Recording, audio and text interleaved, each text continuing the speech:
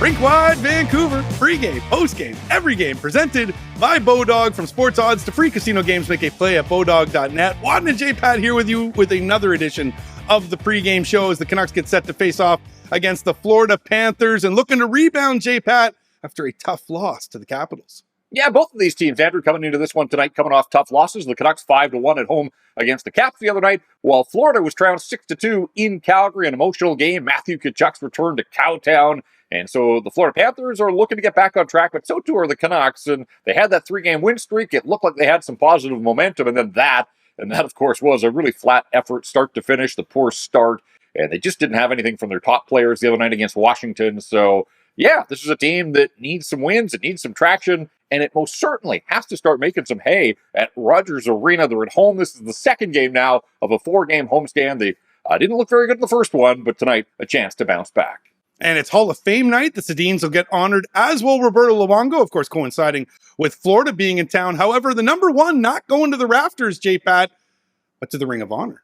Yeah, put me in the camp that's surprised at this decision announced late on Wednesday afternoon that Luongo's a Ring of Honor, but not going into the rafters, as you mentioned, won't have that jersey number 1 retired by the Vancouver Canucks, despite the fact that he is now enshrined in the Hockey Hall of Fame. So the highest honor that hockey can bestow upon a player, but the Vancouver Canucks choosing a rung down on their ladder of honors, and that is the Ring of Honor. And I'm glad that he is getting recognized for his time here.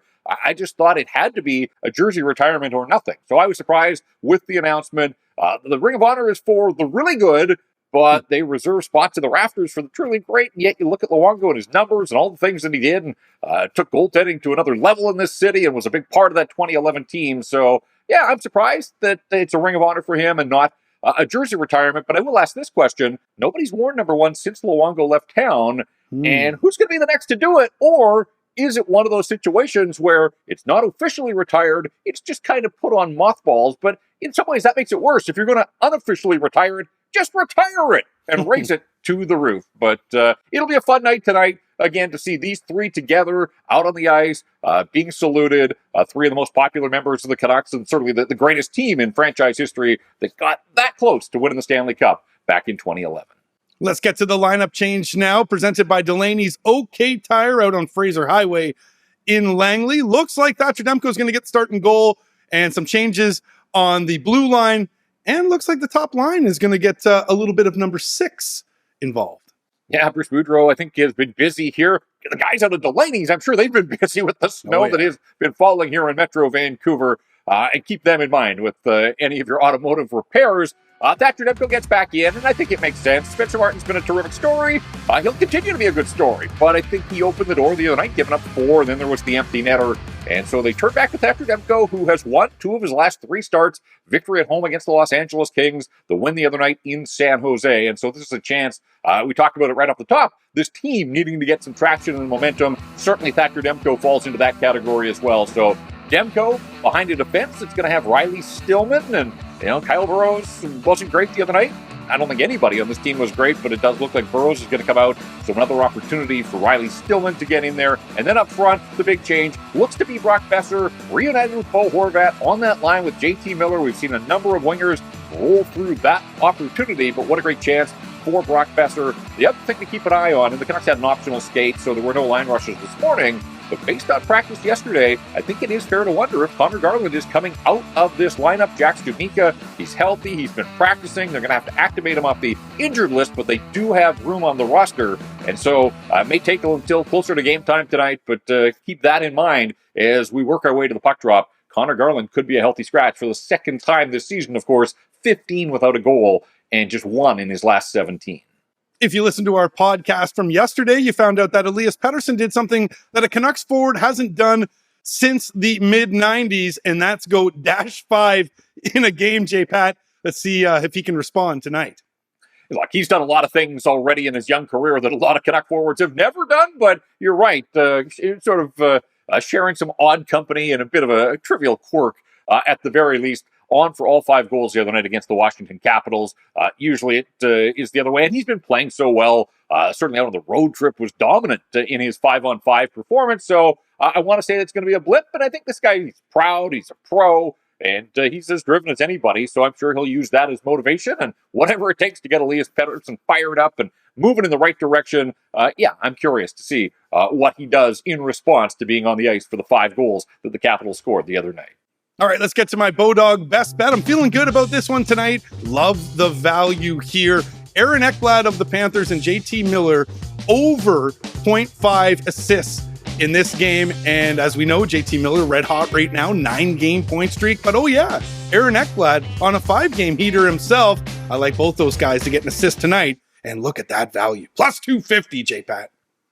Yeah, I like that call on your part. Ekblad has been injured, so he doesn't have an inflated point total, but he's back now. He's a huge part of what the Florida Panthers have, and they have depth. They've got 11 guys in double digits in terms of points already this season. 3 of them are defensemen, and Ekblad is one of them. So they can score. They're a high-event team, but man, have they hit a rut here. Winless in their last 3, 1 victory in their last 7 hockey games, and over that stretch, those 7 games, only the Chicago Blackhawks have given up more goals than the Florida Panthers. So they kind of limp here into town. Alex Barkov has missed the last couple of games for them, 3 games, in fact. I'm not sure about his status for this one, but he's their captain. He's one of their best players, and so they miss him, obviously.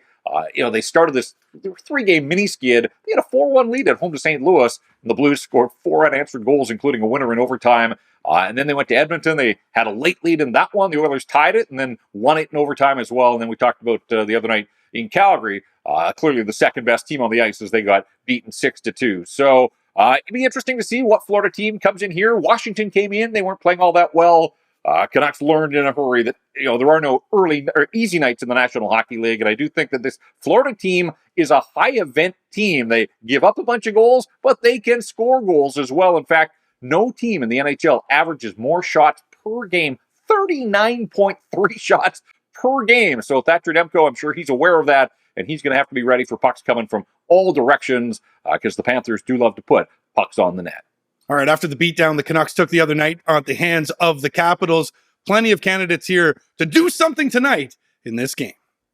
Yeah, and I think we touched on it earlier. Opportunity doesn't come along all the time, and we've seen that Bruce Boudreau, if he doesn't like what he sees, he's pretty quick to change, and you can understand why that is. And I'm talking about the forward group, particularly on the right side with JT Miller and Bo Horvat. They've had a series of wingers roll through there, but tonight it's Brock Boeser who's getting promoted back into the top 6 where I'm sure he thinks he belongs. And yet everybody knows the Brock Boeser story this season between the injuries and the fact that the goals just haven't been there.